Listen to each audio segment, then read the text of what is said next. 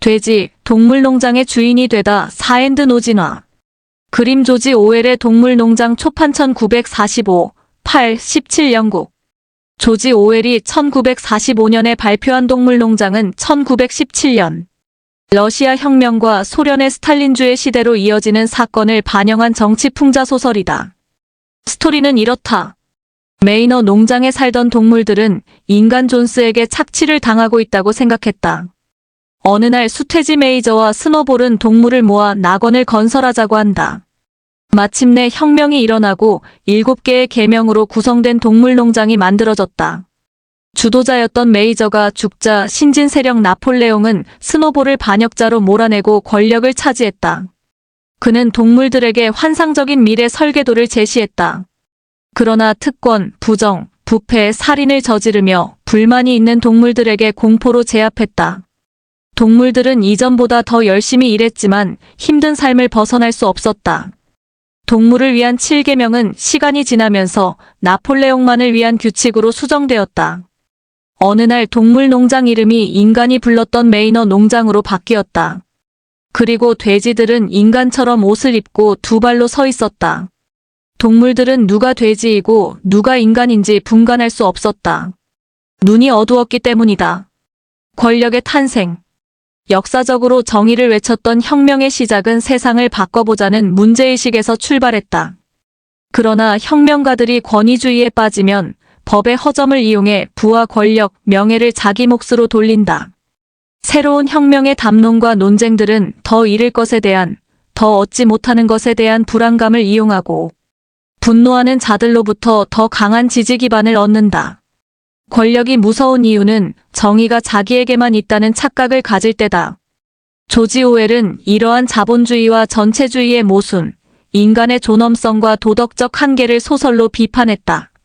소설 동물농장에서 신진 세력 나폴레옹은 권력을 유지하기 위해 3가지를 사용한다. 첫째, 선동과 선정과 가짜뉴스다. 그들이 자주 불렀던 노래는 영국의 동물들이었다.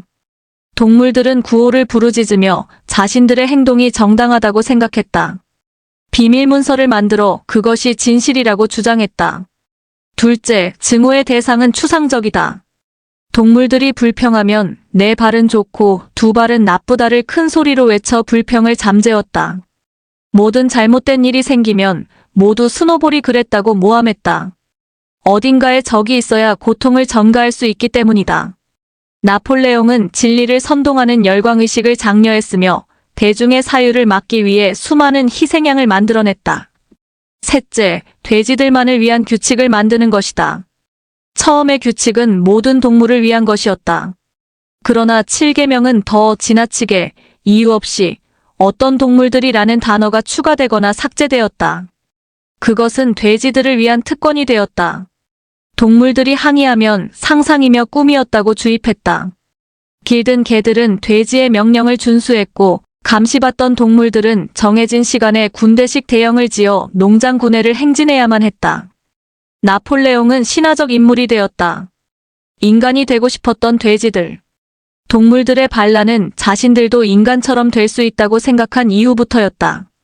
인간은 동물이 생산한 알과 우유, 도축된 고기 등을 얻기 위해 노동력을 착취하고 생산물을 도둑질해가는 강한 존재였다.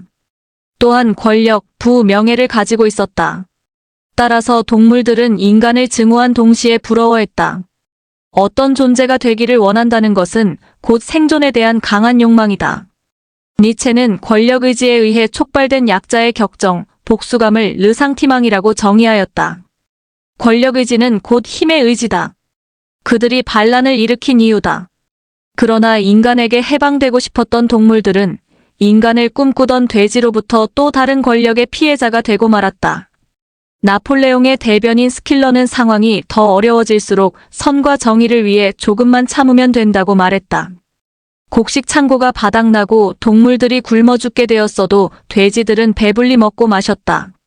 동물들은 권리를 빼앗긴 줄도 모르고 연설을 들을 때마다 눈물을 흘리며 복종을 다짐했다.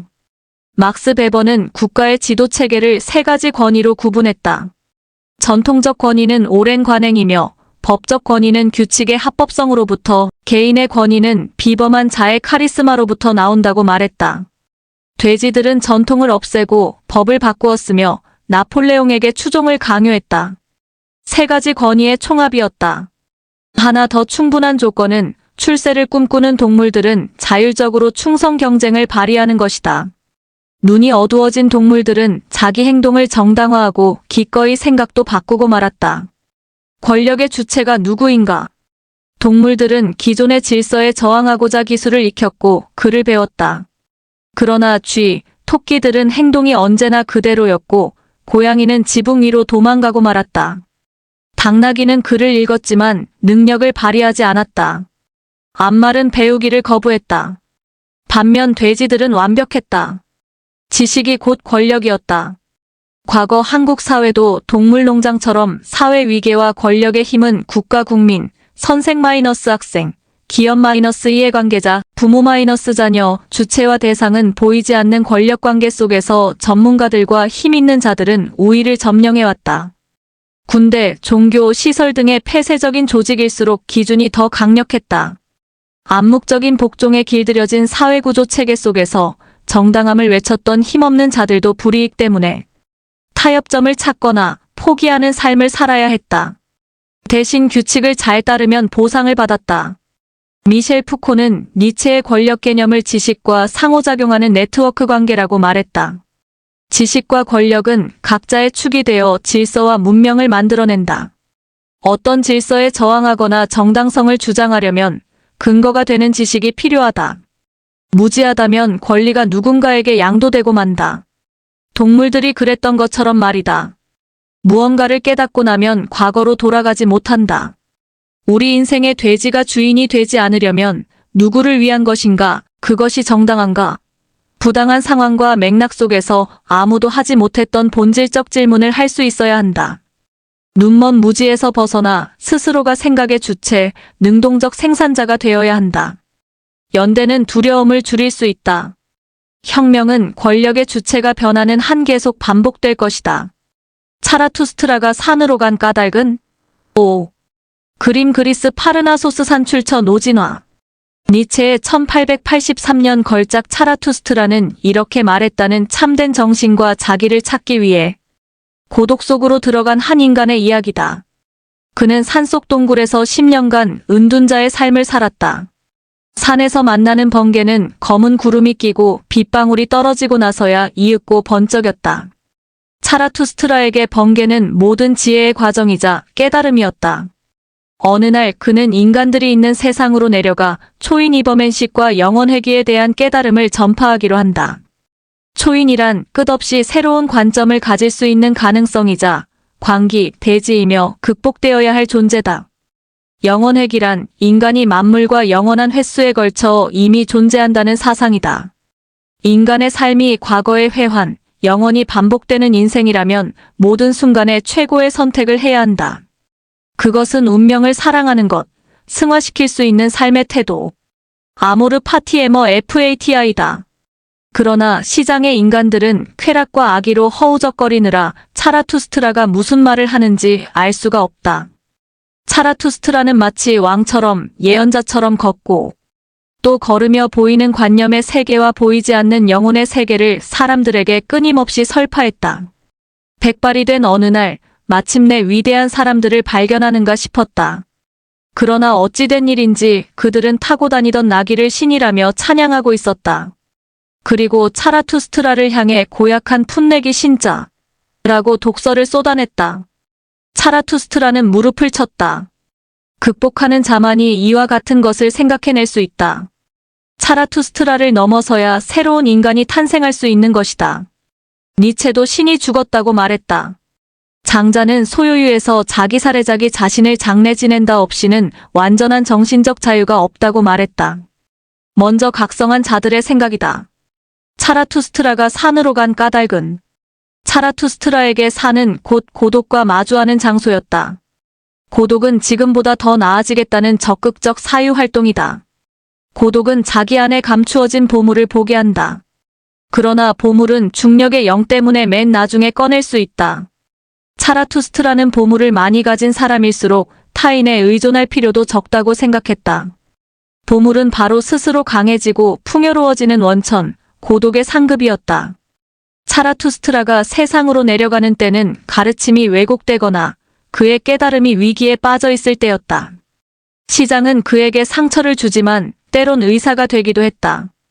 타인과 관계 속에서 상처받고 나면 삶의 문제에 더 가까워지고 간절히 고독의 시간을 원했기 때문이다. 차라투스트라는 시장 사람들에게 자기가 사랑한 그 고독을 예찬했다. 요란한 소음에 시달리거나 소인배들의 가시에 찔린다면 고독 속으로 달아나라. 시장은 성대하게 차려입은 어릿광대들로 가득하다. 독파리 떼는 아무 생각도 없이 영혼의 피를 요구한다. 고독으로 들어가지 않는 한 자기 세계를 창조할 수 없다. 차라투스트라는 고독 속에서 자기를 찾고 씨를 뿌린 농부처럼 점점 지혜가 성장하고 무르익으며 충만해진다고 믿었다. 그러나 인간들은 차라투스트라의 동굴로 초대받고도 진리를 받아들이지 못한 것인지 아는 것인지 고독의 동굴로 들어가지 못했다. 디오니소스적인 삶. 니체는 인간 삶에 두 신이 존재한다고 믿었다.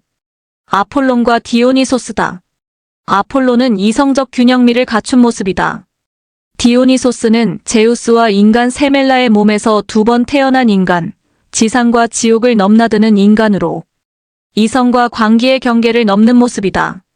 디오니소스는 가는 곳마다 포도나무 재배와 양조법을 가르치고 포도주를 마시며 축제를 즐겼다. 니체는 삶 자체를 디오니소스 축제라고 표현했다. 니체는 당시대를 지배하고 있었던 쇼펜하우어와 칸트 철학, 니힐리즘 허무주의, 그리스도교의 모순에서 벗어나는 길은 디오니소스가 유일하다고 생각했다. 디오니소스처럼 아무리 어려운 일도 마치 축제를 지냈던 것처럼 대범하게 받아들이고 불멸의 삶을 살라는 것이다. 그것은 곧 자신의 힘으로 자신을 구원하는 것, 내적 역동의 주인공이다. 자크 데리다는 니체의 영혼회귀 공간은 어떤 권위도 없는 수많은 해석놀이의 공간이라고 말했다. 차라투스트라에게 놀이는 인간이 지각할 수 있는 삶의 가능성이며 웃음은 신성한 그 무엇이었다. 한 번이라도 춤추지 않았던 날은 잃어버린 날이기를. 그리고 한 번 커다란 웃음을 선사하지 못했던 진리는 모두 거짓이기를. 사라져라. 하지만 되돌아오리. 모든 쾌락은 영원을 원한다. 차원 높은 인간들이여 배우라. 웃는 것을. 사부. 차라투스트라의 말과 언어. 차라투스트라는 진리를 말하는 인간이었다. 그러나 인간에게 그의 말은 말 그 자체일 뿐이었다. 말은 순간 들렀다가 순간 사라져버린다. 진리가 아닌 것이 언어를 과도하게 점령하게 되면 진리를 보유하는 능력이 상실된다. 머물 수 있는 공간을 마련하지 못해 더 이상 현존할 수 없다. 구약성서 시대에는 그것을 선엄성으로 붙잡아 두려고 했다. 신의 음성은 선엄성의 흔적이었기 때문에 말은 곧 진리였다. 니체의 말에 따르면 오늘날 우리는 신이 죽은 시대에 살고 있다. 신이 살아있다면 창조의 영역은 신만이 할 수 있다. 인간이 창조자가 되려면 신은 죽어야 하는 것이다. 이때 인간 창조자는 고통 가운데 기쁨을 맛볼 수 있다.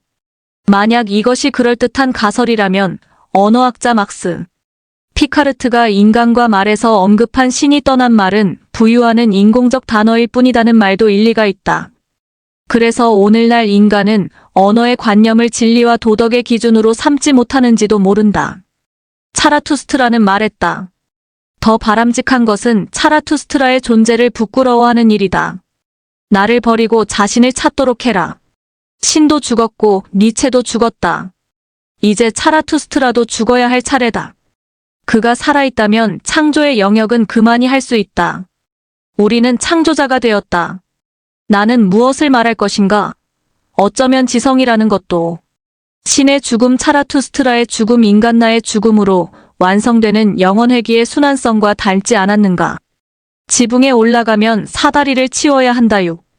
움베르토 에코의 장미의 이름 1980은 이탈리아 북부. 어느 수도원을 배경으로 하는 추리소설이자 종교 역사소설이다. 소설의 시작은 1327년 윌리엄의 제자 아드송의 수기가 발견되면서부터다. 아드송은 윌리엄 신부와 함께 수도원의 살인사건 해결과 종교적 갈등을 빚었던 교황과 황제 간 화해를 주선해야만 했다. 첫째, 수도원 살인 사건은 요한묵시록의 예언이 실현되는 것처럼 보인다. 그러나 범인은 수도사 호르에가 아리스토텔레스의 시약 2편을 숨기기 위해 책에 독약을 바른 것이었다. 시약 2편은 실제로 존재하지 않지만 소설 속에서는 중요한 서책이다. 책에서 웃음은 스스로 우월해져 하나님을 믿지 않을 수도 있는 위험한 것이라고 말한다. 누군가는 그것을 감추고 누군가는 그것을 찾아내고자 한다. 둘째, 교황과 프란체스코 및 황제파는 물질과 소유에 대한 청빈, 권력에 대해 논쟁을 한다. 기독교의 정통성은 니케아 공의회가 삼위일체를 인정한 이후 부패와 타락, 정치권력과 팽팽한 갈등을 겪어왔다. 이들은 예수에게 재산이 있었는가 없었는가 주장이 맞섰다. 그러나 수도원에 큰 불이 나면서 장서관도 사람들도 언어도 진리도 모두 사라지고 만다. 장미의 이름은 결말이 없다. 에코는 작품이 끝나면 작가가 죽어야 한다고 말함으로써 독자들에게 열린 해석을 권하고 있다. 텍스트는 의미가 하나로 고정된 것이 아니라는 이유에서다. 에코는 소설 속의 수많은 진리의 담론을 뒤로하고 그 시대의 수도자들만이 진실을 알 수 있을 것이라고 끝을 맺는다. 중세시대 웃음은 왜 금기가 되었는가? 14세기 주된 담론은 플라톤의 이데아 사상과 아우구스투스의 고백록이 주를 이루었다. 당시 사람들은 초월적 신에게 모든 것을 의지했고 신앙과 이성의 능력을 구분하기 어려웠다. 이때 아리스토텔레스는 플라톤을 비판하고 사물의 본질과 논리를 주장하여 중세 철학 및 과학 분야에 커다란 영향을 미쳤다.